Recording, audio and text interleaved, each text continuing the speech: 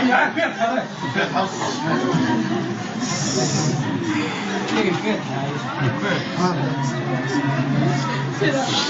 لله رب العالمين ونعوذ بالله من شرور انفسنا ومن سيئات اعمالنا، من يهده الله فلا مضل له ومن يضلل فلا هادي له، واشهد ان لا اله الا الله وحده لا شريك له، واشهد ان محمدا عبده ورسوله.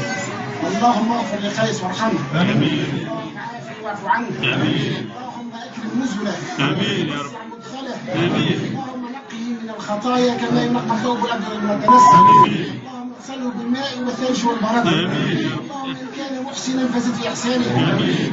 وان كان مسيئا فتجاوز عن سيئاته، امين يا رب. اللهم اجعل قبره روضه من رياض الجنه، امين. ولا تجعل حفره من حفر النار، امين. اللهم صبر ذويه يا رب العالمين، امين. صبر اهله وذويه يا رب العالمين، امين. الشاهدين حي القيوم الجلال والاكرام، امين. والحمد لله رب العالمين الرحمن الرحيم مالك يوم الدين، اياك نعبد